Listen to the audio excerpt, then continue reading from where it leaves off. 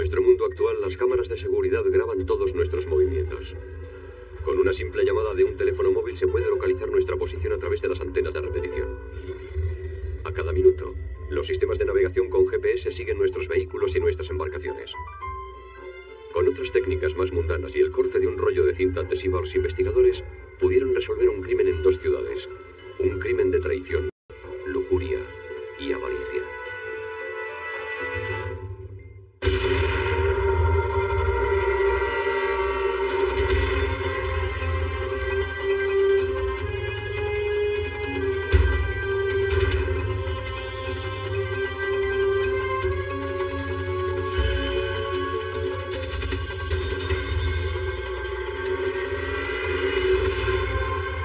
Crímenes imperfectos.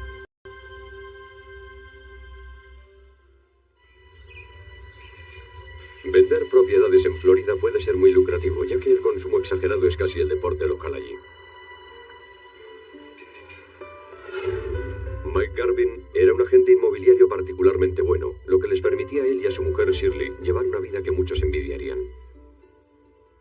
Era una pareja muy conocida en la lujosa comunidad de Mandarin en Jacksonville. Él había sido presidente del club de la comunidad de Mandarin y ella tenía parte activa en la política local.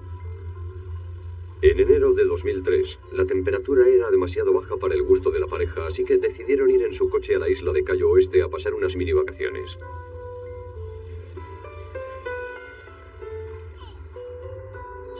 Shirley, después de jubilarse, siguió bastante activa. Todos nos alegrábamos de que hicieran cosas juntos y que lo disfrutaran. La primera mañana de su estancia, Mike fue a una farmacia cercana a comprar una medicina para su mujer. Cuando volvió al cabo de una hora, Shirley ya no estaba. Pensó que su mujer podía haber ido a algún restaurante a desayunar o a dar algún paseo por la playa. También era posible que Shirley solo hubiera salido de compras. Shirley era una especialista en compras. Se pasaba horas hablando de sus compras y podía volver a casa sin haber comprado absolutamente nada. Y aún así, lo consideraba un buen día de compras. Pero cuando Mike encontró el bolso de su mujer en la habitación del hotel, sospechó que podía haberle pasado algo. Al cabo de varias horas, Mike llamó al departamento de policía para denunciar su desaparición.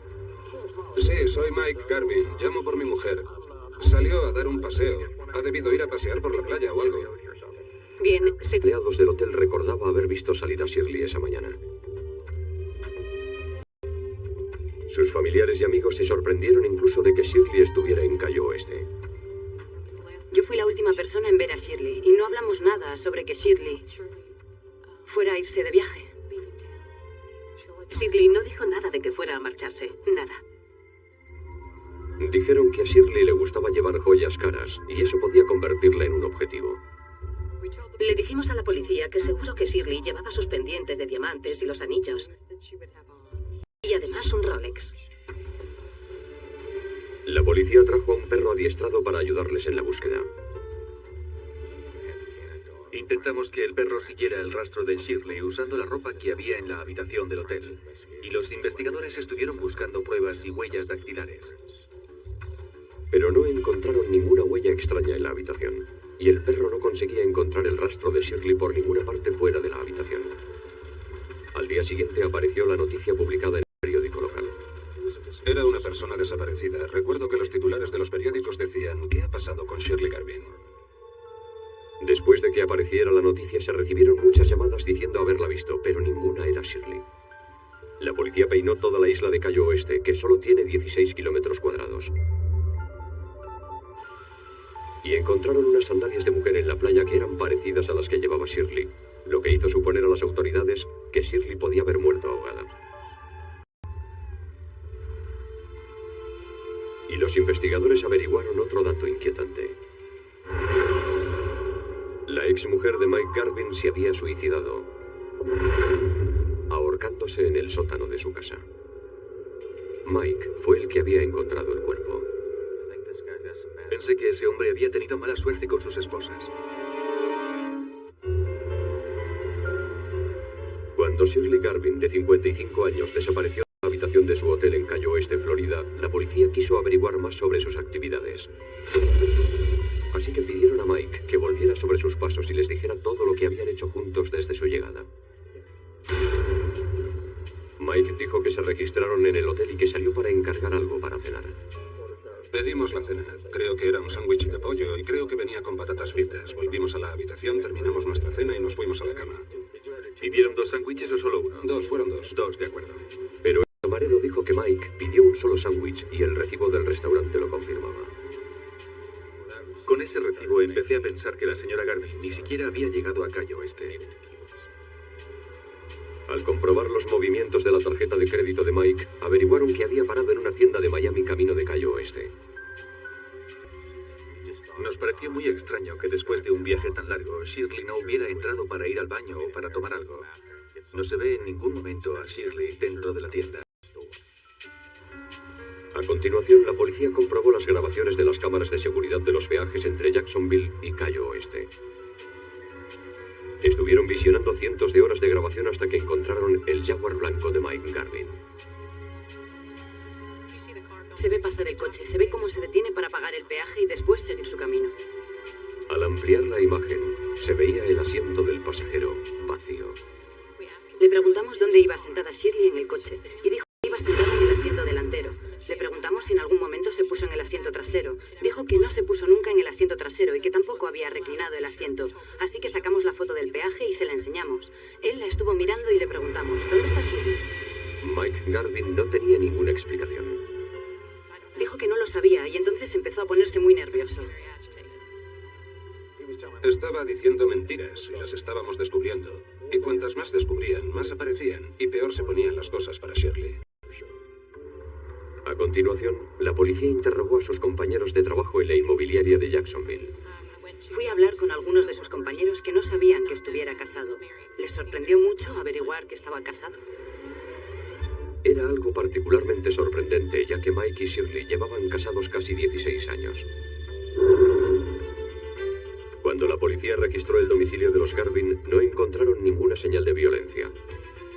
Toda la ropa de Shirley y sus efectos personales estaban allí. Los investigadores rociaron con luminol todas las habitaciones de la casa, pero no encontraron nada. Entonces, los expertos informáticos de la policía pudieron examinar el disco duro del ordenador personal de Mike y encontraron pruebas de que Mike tenía una vida social muy activa para ser un hombre casado. Michael Garvin llevaba una vida de soltero. Hablaba con mujeres por internet, enviaba flores a mujeres a las que acababa de conocer y se citaba con mujeres, igual que lo haría cualquier hombre soltero.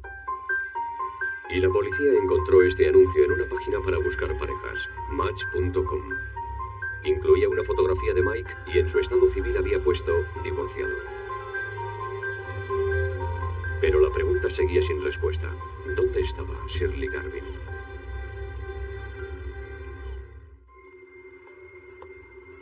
Cuando la familia de Shirley Garvin se enteró de su misteriosa desaparición, lógicamente intentaron reunir toda la información posible. Estábamos en un restaurante almorzando y le puse la mano en el brazo y le dije, Mike, no sé cómo puedes soportar esto. Y me dijo, ¿sabes, Nancy? Tú ya me conoces.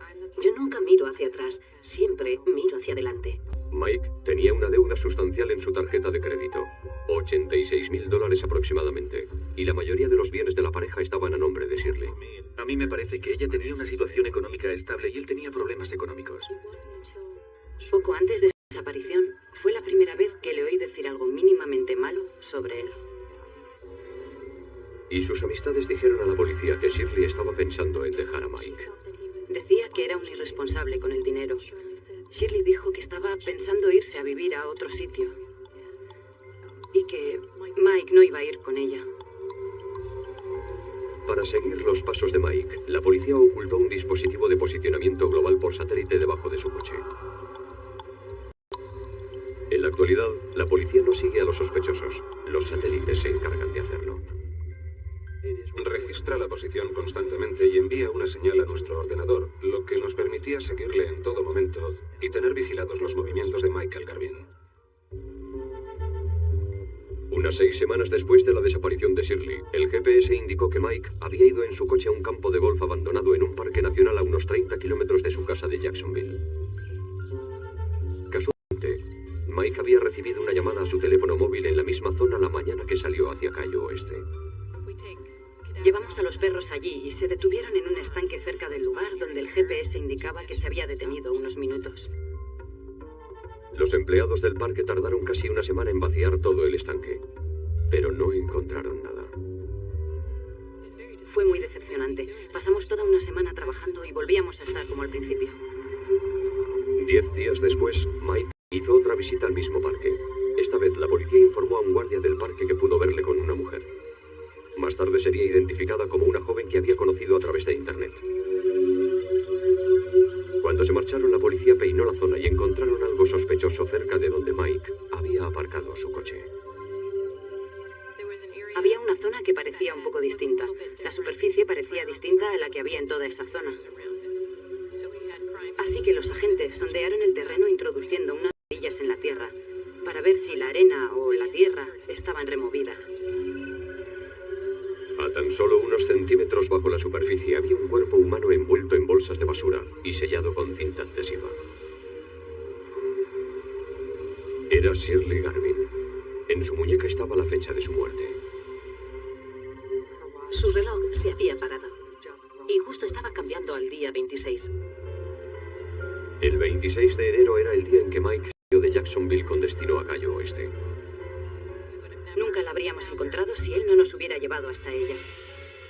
La autopsia reveló que Shirley había muerto por Era un ataque. Empecé a sentir náuseas. No sé, no había ninguna parte de mi cuerpo que pudiera controlar en ese momento. Y era la mayor pérdida que había sentido en toda mi vida. Pero la policía no tenía pruebas de que Mike tuviera una pistola del calibre 22. Sin embargo, en el garaje de Mike, la policía encontró 3 rollos de cinta adhesiva que fueron enviados a la experta en fibras, Donna Wallace. Conseguí descartar 2 de los rollos porque había diferencias evidentes a simple vista con la cinta de las bolsas. Tenían un color ligeramente distinto y había marcas en la superficie de la cinta.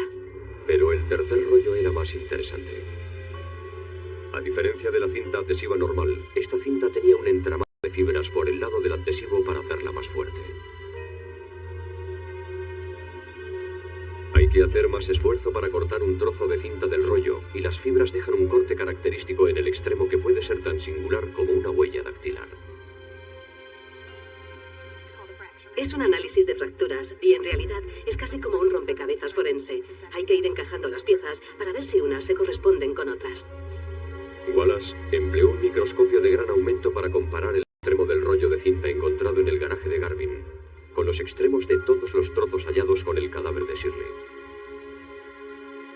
Y descubrió que el extremo cortado del rollo de cinta coincidía perfectamente con uno de los trozos que había junto al cuerpo de Shirley. El hecho de que consiguiera hacer coincidir los 2 extremos de la cinta significaba que la cinta que se encontró en las bolsas de basura que envolvían a la víctima venía del rollo de cinta que se encontró en el garaje de la casa. Mike Garvin fue detenido y acusado de asesinato en primer grado. Teníamos sus declaraciones que no coincidían. Teníamos el vídeo en el que se ve que Shirley no va en el coche. Teníamos el GPS que indicaba el lugar donde estaba el cuerpo. Teníamos la coincidencia de la cinta adhesiva y las declaraciones de las mujeres. Ya podíamos ir a juicio. La fiscalía pensaba que Shirley Garvin había decidido dejar a su marido y que Mike lo sabía.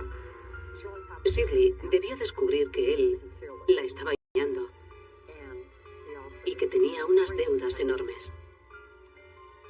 Y esa fue su forma de arreglar el problema. La mayoría de los bienes de la pareja estaban a nombre de Shirley Garvin, y sin duda Mike debió sentirse amenazado. Mike pasó de ser un explotador y un aprovechado a un asesino. La noche del 25 de enero de 2003, la fiscalía cree que Mike Garvin esperó a que Shirley regresara de hacer unas compras y la mató con una pistola del calibre 22.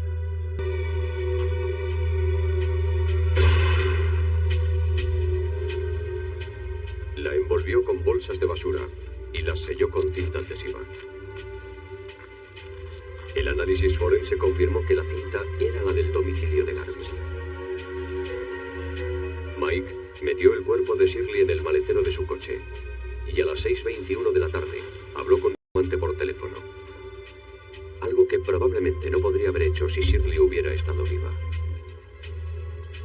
Al día siguiente fue a la casa de la mujer y ella dijo a la policía que era la primera vez que se había quedado a dormir en todo el tiempo que llevaban de relación.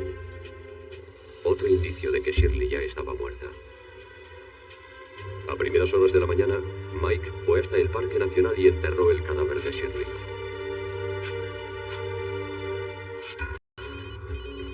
Mike contestó su teléfono móvil estando allí, una llamada que le llegó a través de una antena cercana. Después Mike salió hacia Cayo Oeste, Florida, para procurarse una coartada. Las cámaras del peaje y de la tienda demostraban que Mike había ido a Cayo Oeste solo. Después de registrarse en el hotel, los recibos mostraban que Mike solo pidió un sándwich de pollo en el restaurante, otra incongruencia, y algo sobre lo que había mentido a la policía. A la mañana siguiente, denunció la desaparición de su mujer. Esa era su coartada. Eso era lo que había planeado, denunciar la desaparición en Cayo Oeste para que la investigación se centrara en Cayo Oeste en vez de en Jacksonville. 6 semanas después de la desaparición de Shirley, el GPS situó a Mike en el Parque Nacional a poca distancia de la tumba de Shirley, probablemente para asegurarse de que nadie la había encontrado. Una semana después, Mike volvió al mismo lugar, esta vez con su amante, que dijo no saber nada sobre el asesinato. Mike le dijo que iban a hacer una excursión. Cuando se marcharon, la policía encontró el cuerpo de Shirley en una tumba poco profunda. Estaba a menos de 10 metros de donde Mike había aparcado su coche. Yo fui al lugar donde se le tuvo al señor Garvin en el Parque Nacional y pude confirmar que estaba a solo 8 o 10 metros de donde estaba la tumba. ¿Cómo es posible que volviera a ponerse a 10 metros del cuerpo y no solo una, sino 2 veces? La gran ironía de este caso es que fue Michael Garvin, más que nadie, el que ayudó a resolver el asesinato de Shirley Garvin. Algunos agentes creen que Mike Garvin antes. Por desgracia, no llegó a practicarse la autopsia y el cuerpo fue incinerado, así que no podíamos hacer nada con esa información. Al ver las abrumadoras pruebas en su contra por el asesinato de Shirley, Mike Garvin decidió que no tenía más remedio que declararse culpable. Michael Garvin se dio cuenta de que era una montaña de pruebas que no iba a poder escalar. Estaba completamente acorralado. Y no tenía nada que ganar yendo a juicio, solo iba a humillarse en público. Y él no estaba preparado para afrontar eso. Me puse enferma. Al saber que él lo había confesado personalmente, me puse enferma, pero sirvió para confirmar todos mis temores. Y él era demasiado débil para soportar un juicio así. Garvin fue sentenciado a cadena perpetua sin libertad condicional. Pero todavía queda un misterio, y el misterio es que nunca sabremos lo que ocurrió en realidad porque no se celebró el juicio. Nunca llegó a revelar lo que había hecho con el arma homicida. Solo dijo que era irrecuperable. La arrogancia de Michael Garvin le llevó a pensar que podía usar su propia cinta adhesiva para envolver el cuerpo y que la ciencia no podría relacionarla con él. Pero al final fue lo que selló su destino. La ciencia en este caso fue mejor que cualquier testigo, porque la ciencia no miente. Ni se confunde, ni olvida. Pero nada va a devolvernos a Shirley, y eso lo sabemos. Pero al menos, escuchando el veredicto en la sala y la sentencia a cadena perpetua, supimos que habíamos hecho todo lo que podíamos por Shirley.